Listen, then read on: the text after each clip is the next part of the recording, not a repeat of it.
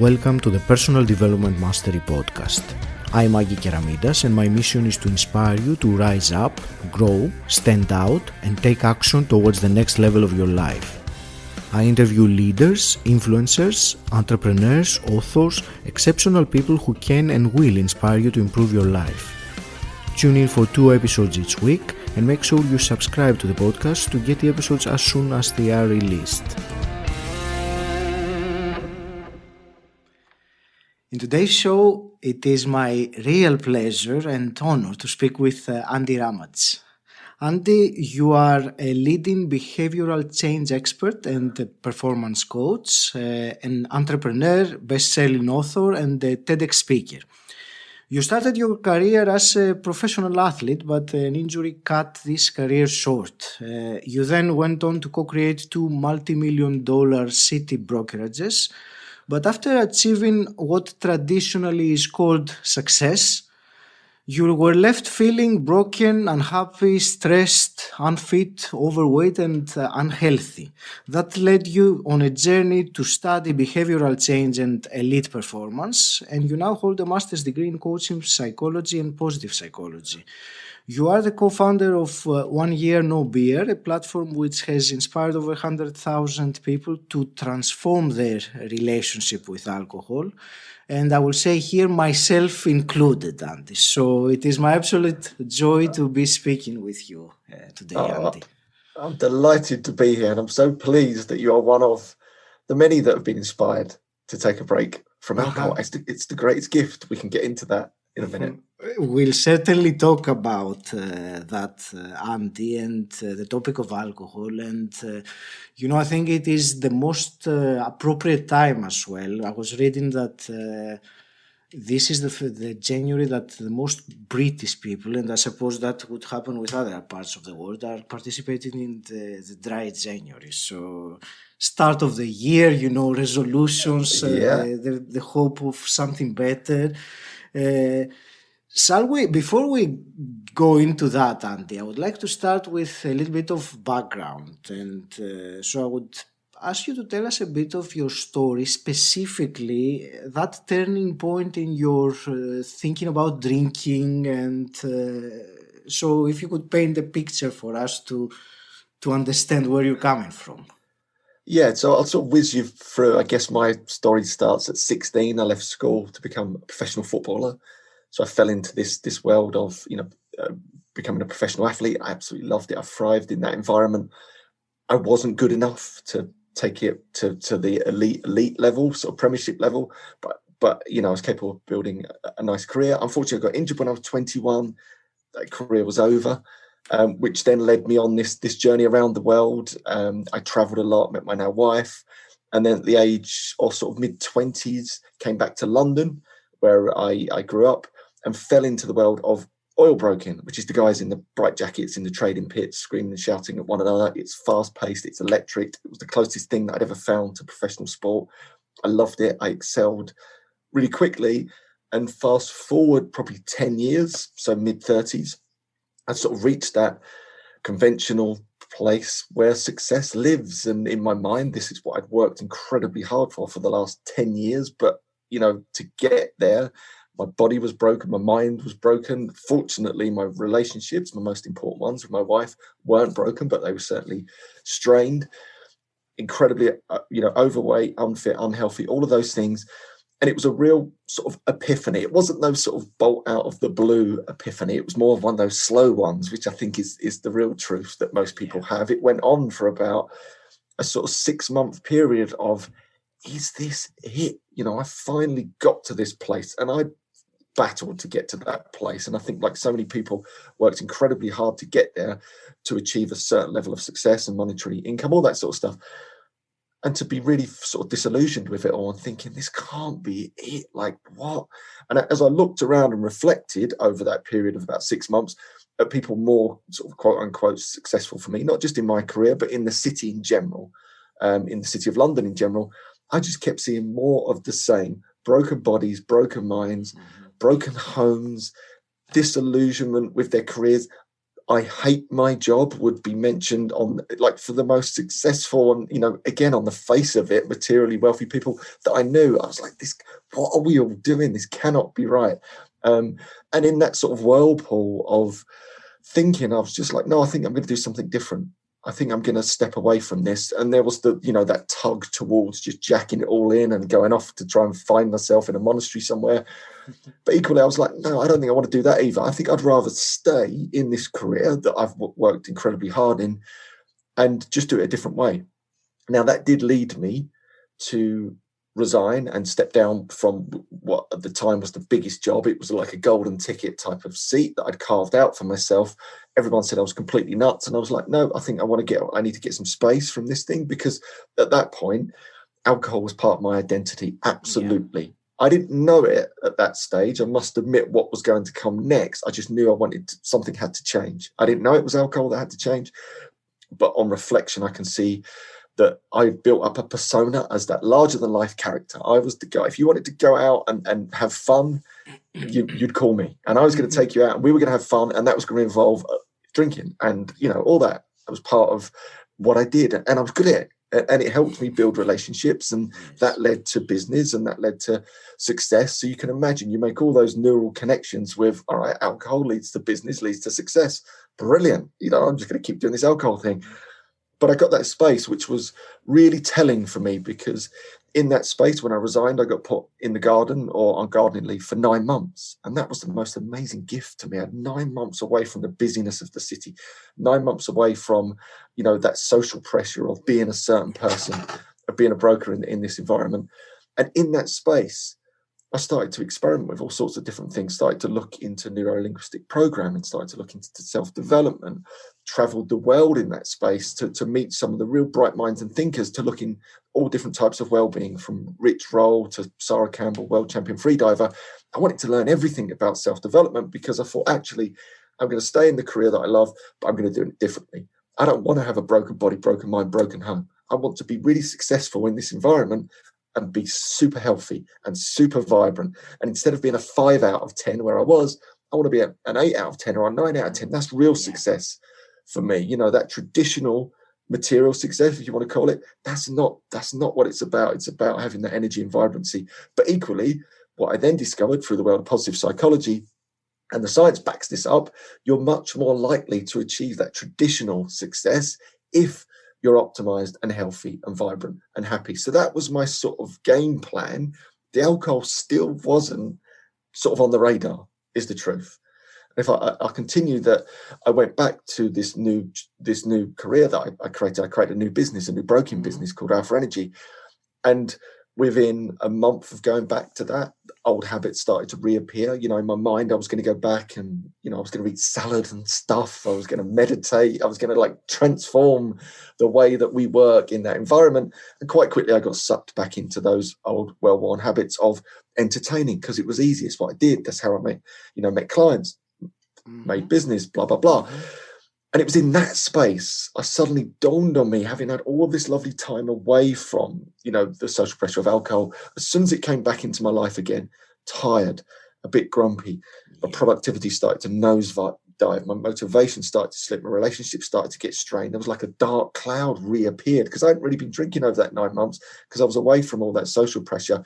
And it was in that moment was the penny drop of, oh, actually, I think it's alcohol. I think it's the elephant in the room that no one wants to talk about. I think it's actually alcohol that is causing me to feel like a 5 out of 10, that's caused me to put the weight on and just feel unmotivated and all the things that I dislike about this career. I think it's the alcohol bit.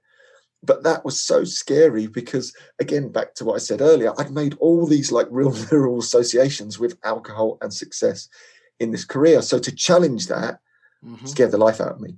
But there reached that point where I thought, actually, my business, this new business, is going to fail unless I'm absolutely on my A game. And the only way to get absolutely on my A game is to remove alcohol, which I did. And it was in that experience, which I found incredibly difficult, by the way, and just to set the stall out before we move on, that I would have classed myself as a middle lane drinker.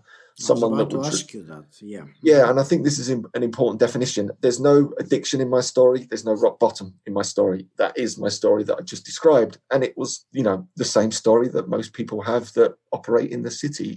I was a middle lane drinker, someone that would drink averagely, someone that would drink heavily, someone that would drink not at all, someone that would drink moderately. And I think I've just described basically most adults on the planet. So that I wasn't exceptional, but what I realized that the way that alcohol affected me, it was just destroying my performance across the board. So that sort of brings us up to that sort of crux moment of then trying to take a break, which I found incredibly difficult for many, many reasons. And I think that anyone who has tried it will find some challenges because it is a habit. I will leave completely anything else aside, but when we do something over and over again, it becomes a habit that it is surprisingly difficult to break sometimes. And I liked you said something about, you described all those feelings that you had while you were drinking as a dark cloud, and I really like this kind of analogy. And actually, when you were saying that, I kind of knew what you meant exactly in terms of, it's very visual, a dark cloud of this kind of negativity or poor energy or short-temperedness or whatever else it might be. Shall we talk then about this, taking the opportunity that it's the start of January, and I suppose that there are people who have considered taking a break from alcohol. You already said, you described who is this for, and you pretty much, I think you covered everyone. So, and that's something to realize, that this is not for the people who have a serious addiction with alcohol. It involves pretty much everyone else who drinks, as you said, from little, moderately, or binge from time to time. So, do you want to go through a little bit this period of January, the importance, and then we can maybe offer some practical considerations as well? Yeah, and I think sort of before almost we get into that, just to play out the extra bit of that story, which happened, that in that struggle to sort of take a break because of the social pressure, and again, it was part of my identity. When I actually got to that point of 28 days alcohol free, all the good benefits started to kick in, and I'll just describe some of those now. And this is what's so important, I think, for anyone listening that's thinking about this. The benefits are vast. You're not giving anything up. You're gaining this massive advantage in terms of performance, in terms of everything across the board, such as when I took a break and I got on that rhythm, I got my consistency back. So I was consistent again in the way that I ate food, consumed and nourished my body, because I could actually tell what was filling me with energy and what wasn't. I wasn't craving those hungover stodge food and pizzas and late night kebabs that all were obviously going, towards me being 3-4 stone heavier than I am now. Mm-hmm. And then equally, that consistency, I was able to move my body. So I started to train a lot. I started to get super fit. The weight started to fall off me without trying again. 3 stone. My body fat went from 35% down to below 10%. My resting heart rate went from 76 down to like an athlete 42 again. Wow. I mean, that is massive when you think about it. These were just like the physiological changes that started to happen. And there's some great research around that. We've got some real strong research around the physiological benefits of even taking a break for a month of like dry Jan. For example, on average, you'll lose 3 kilograms in weight. On average, participants, this was in the world's biggest study into a 28-day break from alcohol from non-dependent, so people, just normal middle lane drinkers, they lost 40% of their liver fat, reduced their risk of type 2 diabetes, reduced their risk of various types of cancer. I mean, that one study by a guy called Professor Kevin Moore of the London Royal Free Hospital, he said, quote unquote, the results from that study, if they were found in a pill form, everyone would want to take it and it would be worth billions. That's just the physiological advantages of taking basically dry Jan. That's just it. What about the psychological benefits? The fact that you'll have more time, you'll have more energy, you'll have more mojo, your productivity goes through the roof, your relationships get better, you get that spark back in your eyes. It's the greatest gift. It's like a superpowered tool. And ever since then, that was almost 8 years ago. For me, I've just been on this wonderful sort of momentum of trying to get this message out to people. It's not about a problematic thing that you have to give up. It's the greatest gift. So anyone in that dry Jan period right now, what's really, really important is this. It's a mindset thing, because you can approach a dry Jan with that mindset of, right, it's lockdown. I'm going to lock myself away. I don't have to see anyone. I don't have to do anything. It's going to be a rubbish month. The weather's awful if you're in the UK or probably lots of parts of Europe. I'm just going to lock myself away. And this is going to be rubbish. And I'm going to wait for Feb to come around, and then, yay, I can have a drink again. And then all you do is you just create a reaffirming, limiting belief that you needed alcohol to have fun. That's the wrong way to do it. And I think, unfortunately, lots of people do dry Jan in that mindset of, right, I've got to force myself. I've been a naughty boy or a naughty girl all over Christmas. I've overcooked it. I'm going to, right, that's it. Jan, everything's cancelled, and then roll on Feb when I can get my life back. Don't do it like that. Do it like this. Throw yourself into the alcohol-free action. Like, really spend the time to notice the benefits, whether your eyes look better, your skin looks better, your hair looks better, your relationships are better. That dark cloud starts to dissipate that we were both just talking about. Maybe your relationships are a bit better. Maybe you're way more productive than you ever realized you could be at work. Maybe you've got consistency in the way that you exercise, the way that you eat. When you start to focus on those things, you realize you're not giving anything up. You're gaining all of these advantages.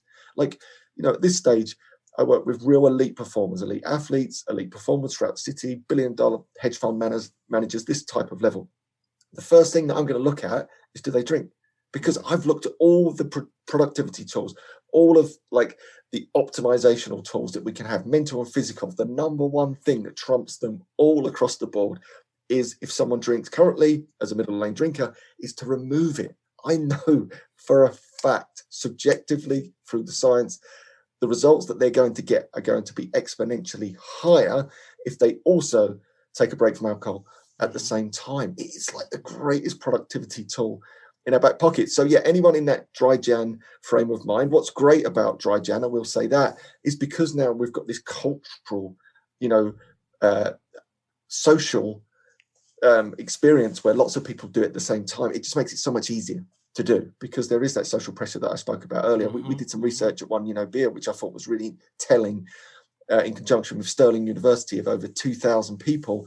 And what we discovered was this, and you rarely see results like this. 97%, basically everyone, said the number one reason they didn't take a break from alcohol more often was social pressure. 85% said they felt socially pressured at work to drink.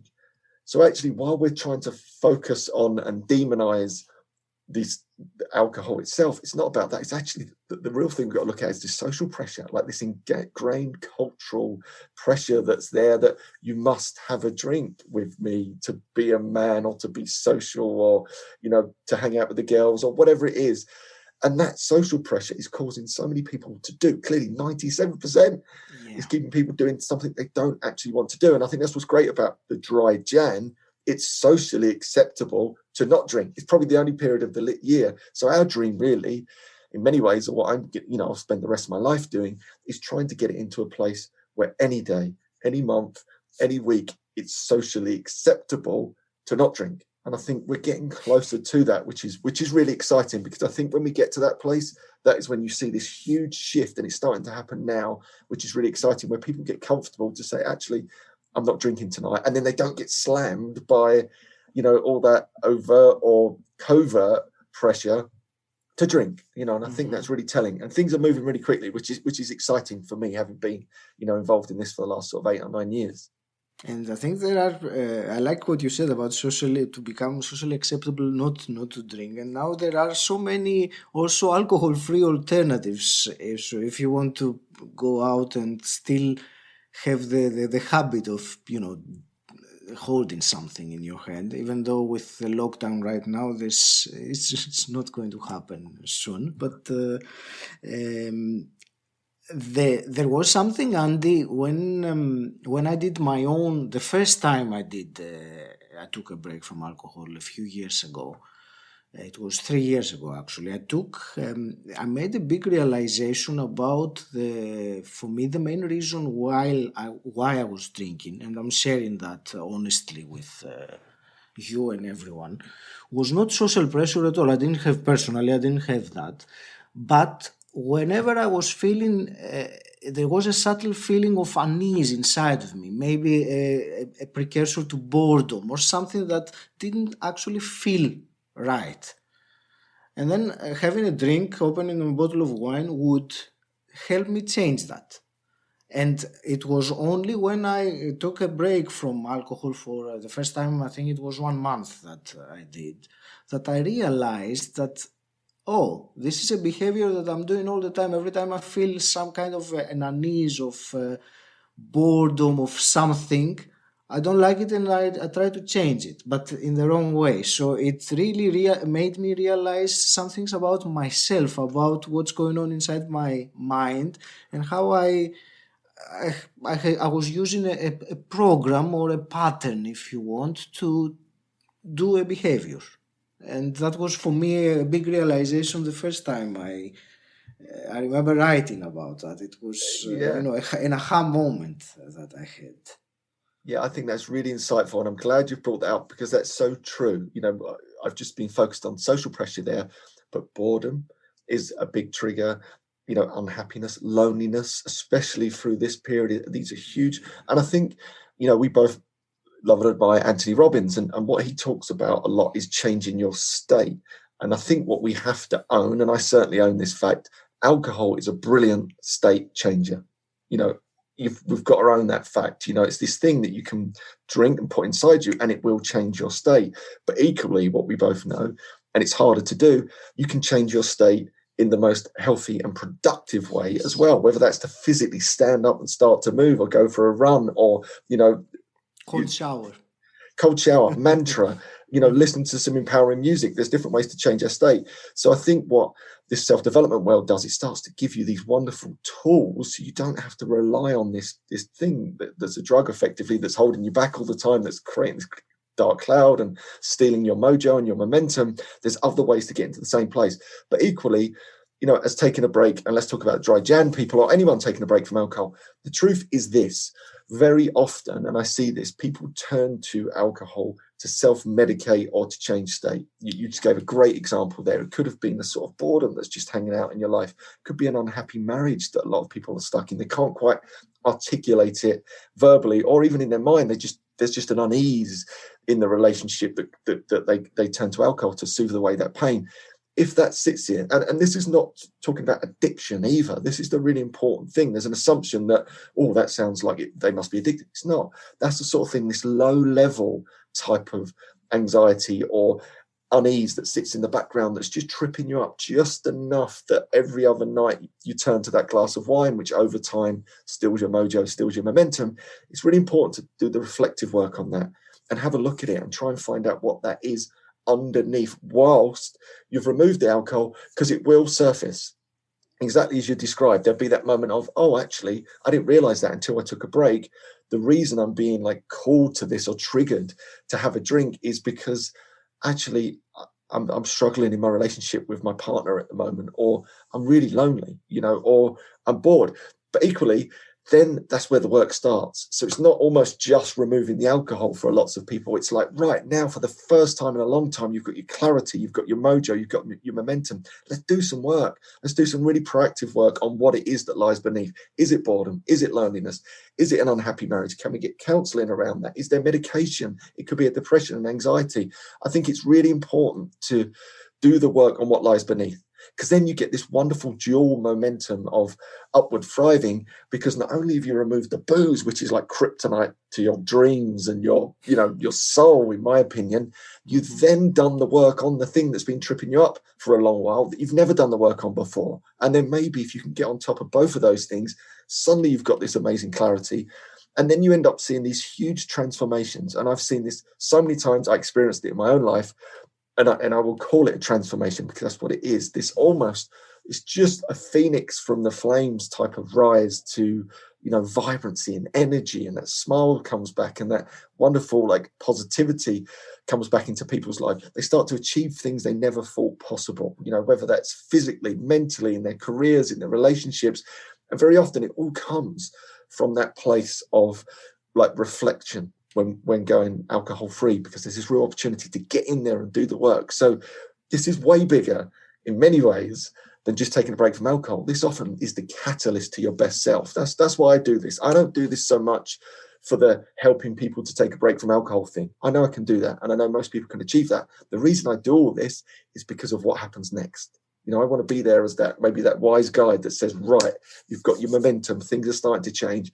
Come with me on this journey, because things are going to get way bigger. They're going to get tougher, but they're going to get bigger. We're going to challenge ourselves and get outside our comfort zone. We're going to leverage all these alcohol-free superpowers and really see what you're capable of, really see what your full potential is. That's why I do this stuff, right? That's what excites me. And that's, how we got together in the self-development world. That's where I spend a lot of my time now. It's actually alcohol is just a catalyst in my opinion, to get us in the same room to look at self-development, to see how far we can push ourselves. That's what excites me, as you can tell. I can tell very much. You are very 200% animated and passionate about it. I remember it was in your speech that you were saying that stopping alcohol is like a key that unlocks something else, and that's exactly what you've been saying again. And I can vouch by my own personal experience, because a few years ago I was in the same category.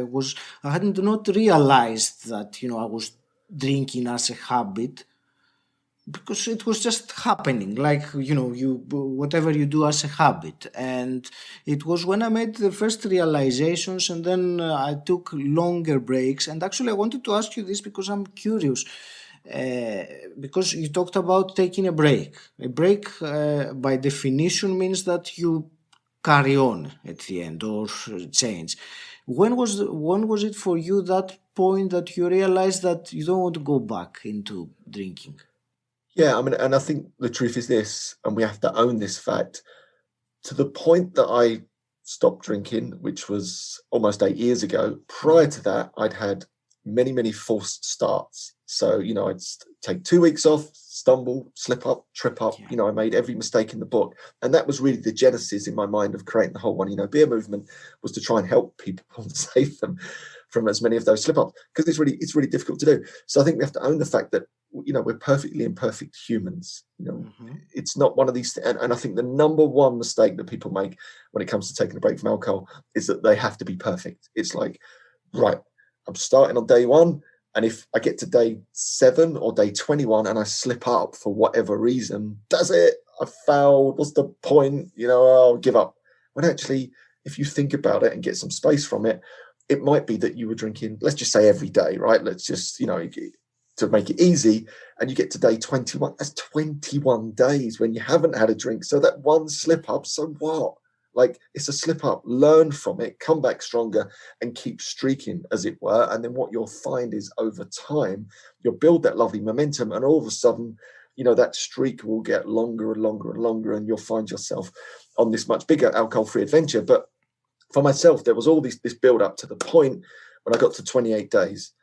And that was it. That was life-changing for me. Then it got life-changing again at 90 days. But at 28 days, I remember I woke up Saturday morning. I'd slept like I hadn't slept for years, like a deep, restorative sleep. I was properly energized and bright. The kids were on top form. The sun was shining. And I just remember thinking, I feel bloody great. It's the best I've felt in years and years and years. I want more of this. I'm not giving this up for anyone. I don't want this on a Saturday. I want this on a Monday and a Tuesday and a Wednesday. And that was the real momentum that took me to 90 days. And I think the alcohol-free magic is what I'll describe it as, happens somewhere between 28 and 90 days. And what that is for me, it's that realization, it's that penny drop moment of, oh, I'm not giving anything up here. I'm gaining this massive advantage over everyone I know in life. I feel great. My eyes are bright again. I've got that mojo. I've got that momentum. I've demonstrated to myself that I can relieve boredom or overcome loneliness or deal with the social, pressure or whatever it is, or deal with stress. because in 90 days, you're going to get slammed with the real world. You're going to have to go through all the old things you would have turned to alcohol for and deal them with them alcohol-free. And then you become a bit bulletproof at the end of that. And that's basically what happened for me. I got to 90 days and I thought I'm just going to keep going. And that was 8 years ago. 8 years ago now, because that's the sort of secret behind this. And when we set up One You Know Beer, which the title's somewhat confusing because you don't have to take a whole yearly challenge. You can do a 28-day challenge or a 90-day challenge. But for me, in my mind, my mission in life is to get people on that challenge for long enough to experience the alcohol-free magic for themselves. So somewhere between 28 and 90 days, because then you don't need me. You don't need me anymore. For yourself, you've had this first-hand visceral experience of, oh, my life is miles better without alcohol. Therefore, no one can ever tell me or pressure me into doing that thing again, because why would I do that? That makes no sense. Why would I do something that's going to steal my energy, my time, my relationships, my productivity, my career? I'm going to keep doing this other thing. I describe it as being on the fun side of the island. I'm going to be on the fun side of the island with Andy and the rest of the crew who are crushing it, who are getting the best results ever from doing this thing that's being alcohol free. So yeah, that is my mission. It's like, right, get people in, do a 28-day challenge, because that feels very achievable. But secretly, I'm thinking, I just want to hold your hand just a little bit longer, because I know if I can get you closer to 90, you're much more likely to experience that revelation for yourself. Then my work here is done. Then it's all about self-development. That's what, again, all of my stuff that I do now is all about, right, let's get cracking. Time to crack on in 2021, and more importantly than ever, I think, in 2021. So yeah, that's my sort of take on it. But I'm almost 8 years into it now, and will I go back? No. Why would I? It makes no sense. I will add to what you were saying. I have been, first of all, that the 28-day also for me when I did it the first time, and that's why I said in the beginning that I have been one of the people that got inspired and assisted, because I joined for the 28 days and watched the videos, all the support, the tweaks in your psychology that can help with, what you were saying about failure and how we perceive. So all these things really helped me very much at that time. And then on, I did a 6 month, the 2 years before, which was completely revealing, because I know exactly firsthand what you mean about this miracle or this transformation. This is something very well that it's different and better. And conversely, when I have ended these periods and have gone back to drinking, which usually happens very subtly initially, you will have, okay, let's have a glass, and then kind of after a period of time tends to go back more or less to how it used to be. But what you really can compare how you feel and how you were feeling. So for me, it has always been the periods in between the breaks. I was always thinking it's time to get another break. And actually this year, it's the first time that I have decided to go for the full year, because I went to 6 months and then I went to 4 months and back. And this year I wanted to really be different. So what's different than 6 months? Really go for the whole new year, the whole year experience for myself. And actually that's the first time I'm saying that to anyone, but I thought it was appropriate to, set an example as well. So 2021 for me will be the year of my full alcohol-free adventure. And I love it. Yeah. Good on you. That's what I like. And what's really important about that description there is that you've gifted yourself the opportunity to come over to the fun side of the island on a few occasions, and you know what's waiting for you. And that's always been my sort of approach, really. It's like, look, you can't have that reflective conversation with yourself if you've never tried it. If you've never tried it with the right mindset for long enough, how do you know that it won't be the greatest thing you've ever done? Because most people, we know this, and our minds work differently in the self-development world, but so many people just close themselves down, don't they? It's like, nope, that's not going to work for me. No, not doing it. You know, alcohol's great, and that's what I've always done, and what everyone else does, I'm sticking with it, even though it's the thing that's probably tripping them up. But they don't give themselves the opportunity just to have a look at it. So that's my approach. It's like, just do it for 28 days, even 90 days. 90 days is roughly 0.49% of the average drinking career. Mm-hmm. Everyone's got 0.49% just to experiment in something different for 90 days. Is all you've got to do. And maybe, just maybe, I'm right. Maybe everything I've said that, you know, will be true for you. Just imagine that. Like, and if it's not, and you get to the end of that 90 days and you go, no, my life was better with alcohol. Brilliant. You know, at least you can then look yourself in the mirror and go, do you know what? I genuinely had a look at both sides of the island. I'm going to stick where I am. Great. Go for it all day long. But until you've had that experience, how do you know? How do you know that it won't be the greatest thing? That's sort of my approach to it. I like it. I like how you say, you use the word experiment, and also earlier the word adventure, like alcohol-free adventure. And I think it's important when we see it as an experiment, see what happens. I mean, you know what's on the other side of it. You've been drinking. So try this new experience. You have nothing to lose apart from maybe some insights. So it's...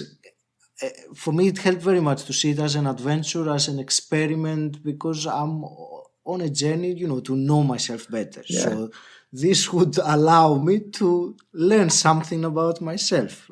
All the other benefits aside, which are scientifically proven, and I think pretty much everyone knows, Andy, don't they, that what alcohol does and what stopping does, but we don't do what we know, really. That's the one of the problems with human psyche. We don't necessarily do what we know it's best for us. And I think that's behavioral change, and that's what you know intrigues me about behavioral change. Mm-hmm. It's really difficult, you know, but we can all within seconds figure out exactly what we should be doing to live a really optimized, healthy life.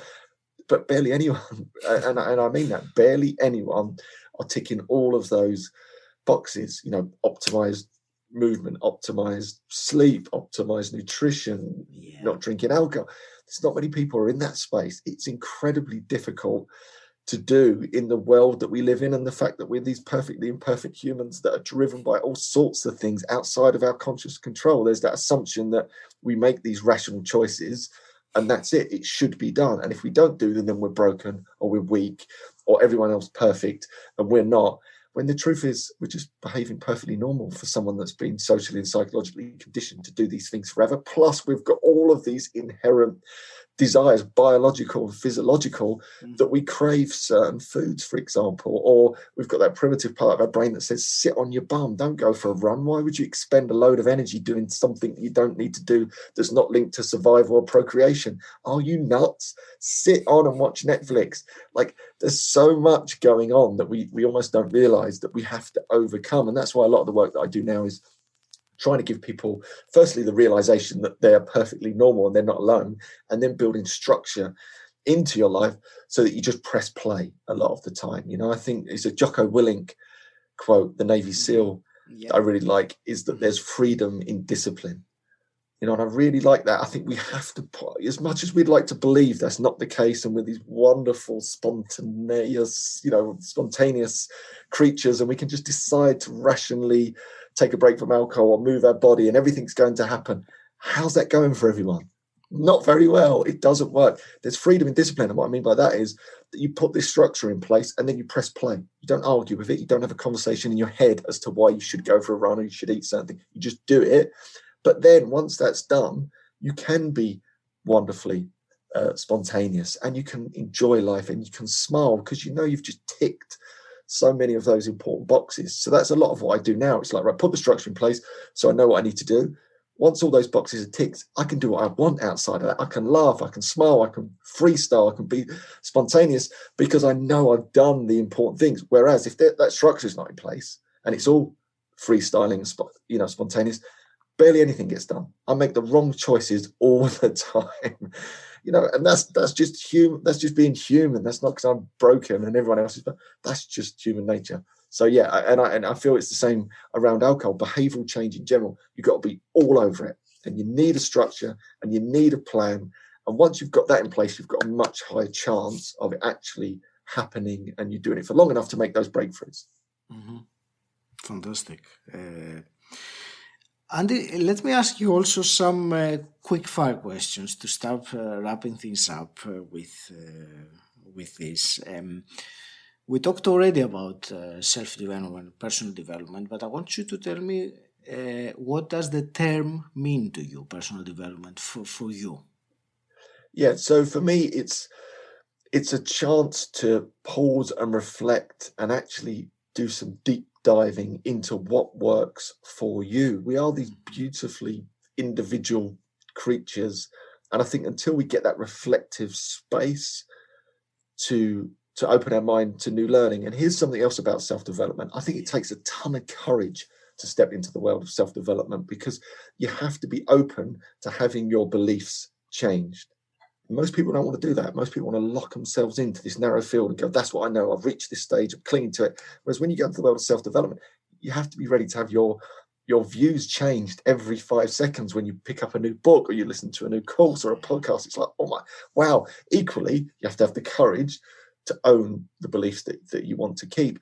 But I think there's something really courageous about self-development. I think it's the greatest gift. It's the greatest adventure that I will be on for the rest of my life. Why? I think that's what life's about. It's about trying to reach our full potential. And the world of self-development gives us that opportunity, because there's so many wise guides once you know where to look. Having the possibility that our beliefs will be changed or challenged, that is courageous indeed. That's what we were saying. We try to remain consistent with who we believe we are, and tend to reject anything that contradicts that. And personal development indeed takes you in a journey that you will realize some things that will change even your very identity, let alone your beliefs, your values, and all these things. It's the most important journey, I think. Yeah, I totally agree. And if you could go back in time and meet your 18-year-old self, what's the one piece of advice you would give him? If I could meet my 18-year-old self, I would have told him to challenge conventional thinking. Mm-hmm. I think that's really important, and I've discovered that throughout my life. Every time I've challenged the conventional thinking, I've often found pots of gold, whether that was to not drink, because the conventional thinking is to drink, whether that was to nourish my body purely on plants. The conventional thinking, historically has been that you need meat. All of these things consistently, I think, and as an 18-year-old, I was a professional footballer. I wish I'd had the courage again to challenge all of the ideas that were being thrown at me, and actually research and find out what was really working, because I think there was probably a real opportunity to have trained in a different way that could have accelerated my career in all sorts of different directions. I didn't quite have that courage or that confidence as an 18-year-old. So yeah, that would definitely be the advice. And can I add, even though it's completely off the point, challenge the conventional thinking, what you just said, I would say it with the situation, with what's going on with the virus. I would also say, and I will leave it to that, please challenge the conventional thinking and think for yourselves of what's going on. It's always great to think at a deeper level rather than accepting whatever conventionally is said. It leads to insights. It leads to growth. Yeah, absolutely. Andy, how can people connect with you and find out more of what you do and what we've discussed? Yeah, so on the social Instagram and Facebook, it's at Andy Ramage Official. Is where I spend most of my time. If you're thinking of taking an alcohol-free challenge, beer, it's a great place to go. You can take challenges on there. I'm live every single day on Facebook and Instagram. Again, just sort of waxing lyrical as best I can about anything sort of self-development and alcohol-free. Mm-hmm. You are certainly your passion comes across when you're speaking about these things. I want to thank you very much for your time, Andy, for the wisdom imparted, and I truly hope that this conversation has given to the listener who is interested a spark, maybe, that this is something that he or she could embark and do or give it a try. So thank you very much. I want to wish you all the very best with both your personal and professional life. Any last parting words? Only just to thank you. I think it's really important, these podcasts, and this is just another form of self-development, isn't it? It gives people an opportunity to listen in on a conversation that might fundamentally change their lives. You know, for me, it was books initially, and now it's podcasts. I think I put podcasts on a close second, I think, to the written word. But, you know, I think it's important that you keep doing what you're doing, and it just gives so many people an opportunity, just again, to have that courage to listen to something that might fundamentally change their outlook on the world or their beliefs, what they held prior to listening to that conversation, which might lead them on this wonderful journey towards their own fulfillment and full potential. So good on you. Keep up the great work. Thank you for listening. If you enjoyed it, please subscribe and rate Personal Development Mastery on Apple Podcasts, and also share this episode with someone who you think will benefit from it. If you want to become part of an exclusive community, gain access to unique content, and at the same time support this podcast, then become my patron. The link is in the show notes, or you can type bit.ly/pdmpat. If you want to know more about what I do and how I can help you, join my Facebook group Personal Development Mastery.